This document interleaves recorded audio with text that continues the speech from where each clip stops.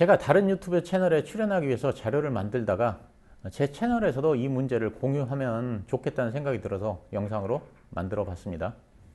일론 머스크는 인공지능이 핵보다 위험하다고 하면서 AI 발전을 지속적으로 경고하고 있습니다. AI 발전에 대한 경고는 일론 머스크에 그치지 않습니다. 다른 전문가들의 경고도 끊이지 않고 있습니다. 그 샘 올트먼 오픈 AI CEO나 제프리 힌튼 전 구글 부사장도 마찬가지입니다.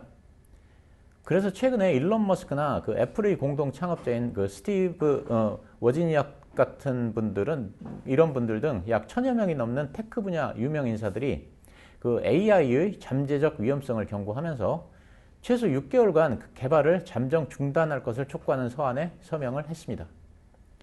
그런데 그 또 다른 AI 전문가인 그 유드코프스키라는 연구원은 AI 개발 일시 중단만으로는 충분하지 않다. AI 연구, 개발 전체를 중단해야 한다라고 하면서 최근 다수 AI 전문가와 유럽 기업가가 서명한 서한은 AI가 잠재적 피해를 줄 수 있는 상황의 심각성을 과소평가했다. AI 개발 중단 기간 6개월로 두는 것은 문제를 해결하기에는 너무 짧다고 주장을 했습니다. 이렇듯이 그 AI 전문가들은 이대로 가다가는 그 AI 폐해가 심각해질 것이라고 하면서 AI 개발에 대한 규제를 지금 해야 한다는 경고를 계속하고 있습니다. 그러면 그 규제가 현실적으로 가능할까요? 저는 이 규제라는 게 아마 뜻대로는 잘 되지 않을 거라고 생각하고 있습니다. 그 이유는 인간의 탐욕 때문입니다. 인류가 규제에 가장 크게 성공을 한 것은 핵 확산의 억제입니다.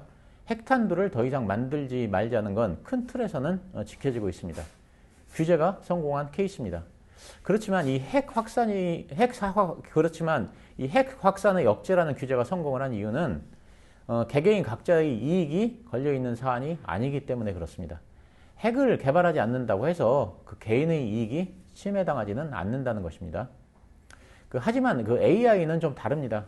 개개인의 이익이 달려있기 때문에 이 규제가 쉽지 않습니다. 무슨 얘기냐면 자, 예를 들어서 어떤 조그만 기업이 챗 GPT와 같은 그런 획기적인 AI 제품을 개발했다고 가정을 해보겠습니다. 이거를 출시만 하면 엄청난 돈을 버는데 이 기업이 그냥 이걸 출시하지 않고 그냥 폐기할까요? 저는 그럴 가능성은 없다고 생각합니다. 그래서 이 제품을 출시했고 시장에서 큰 호응을 이끌어냈다고 생각을 해보겠습니다. 그러면 시장을 빼앗기는 쪽에서는 또 가만히 있을까요? 자, 예를 들면 경쟁회사가 챗 GPT와 같은 AI 제품을 만들어서 검색 시장을 다 뺏어가는데 구글은 그냥 가만히 앉아서 보고만 있을까요? 당연히 그보다 더 큰 파괴력을 가진 AI 제품을 만들어서 시장을 사수하려고 할 겁니다. 그래서 인간의 탐욕 때문에 규제 자체가 어려울 것이라고 저는 생각하는 것입니다. 그렇게 무분별하게 경쟁하듯이 AI가 발달하다 보면 AI는 사람보다 훨씬 더 똑똑해질 것은 확실합니다. 그러면 그때 가서야 사람들은 규제의 필요성을 피부로 절감을 할 것입니다. 그래서 규제를 논의할 것입니다. 하지만 그때는 이미 사람보다 AI가 훨씬 더 똑똑해져 있을 텐데 과연 규제가 생각같이 효과가 있을까요? 저는 이 부분도 회의적입니다. AI가 사람보다 똑똑해진다는 건 알파고의 진화를 보면 금방 알 수 있습니다. AI 하면 사람들 머리에 가장 깊게 인상 깊게 각인된 게 알파고하고 이세돌의 바둑 대결입니다. 알파고는 2016년에 만들어졌는데 이세돌과 바둑을 둬서 압도적 실력 차이로 승리를 했습니다.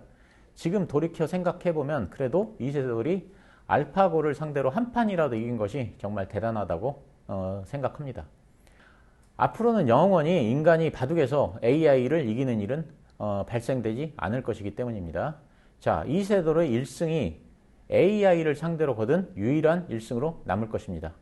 물론 제대로 된 대결의 경우에 그렇다는 것입니다. 자, 구글의 딥마인드에서는 알파고 다음에 알파고 마스터를 만들었습니다. 알파고의 업그레이드 버전입니다. 그래서 2017년에 그 당시 세계 랭킹 1등이던 중국의 커제한테 3전 3승을 거뒀습니다.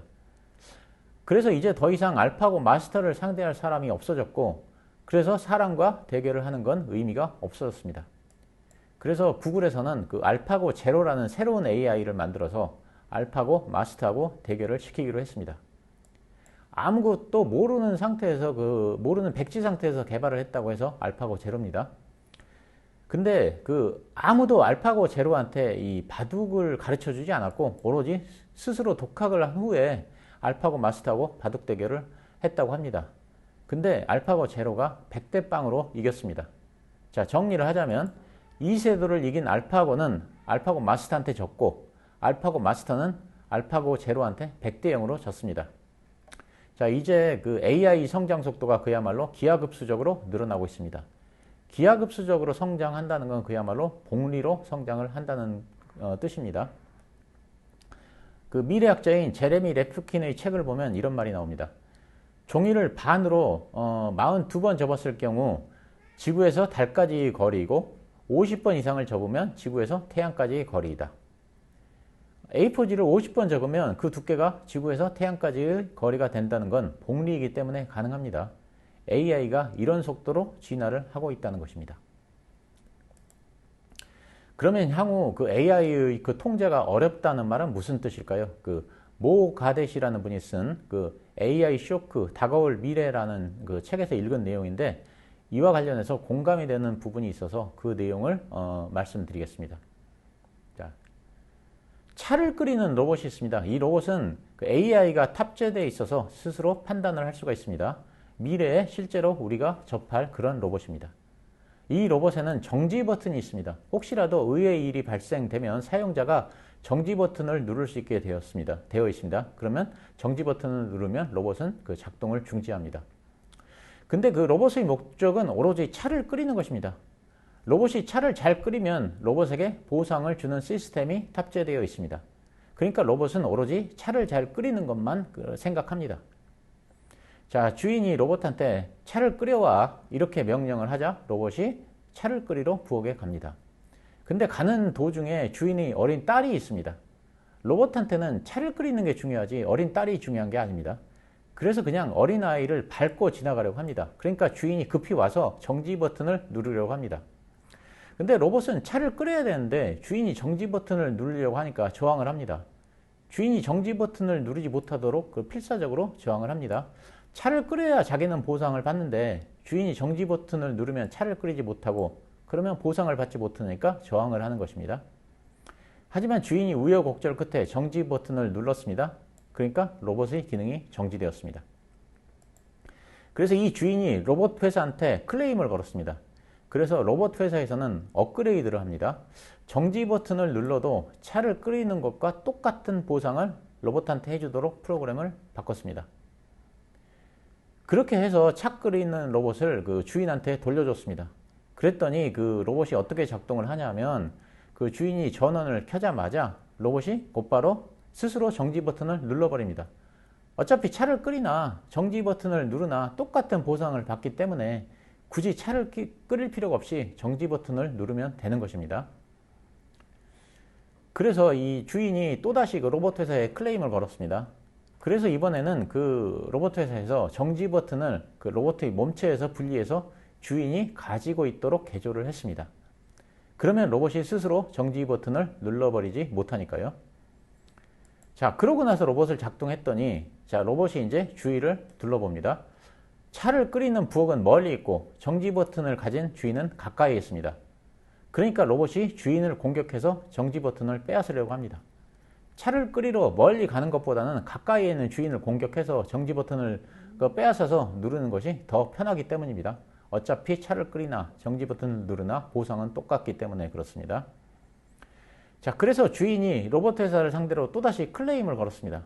그래서 로봇 회사가 이번에는 로봇이 주인 말을 잘 듣도록 또다시 프로그램을 개조합니다. 즉 주인 말을 거역하지 못하도록 하는 겁니다.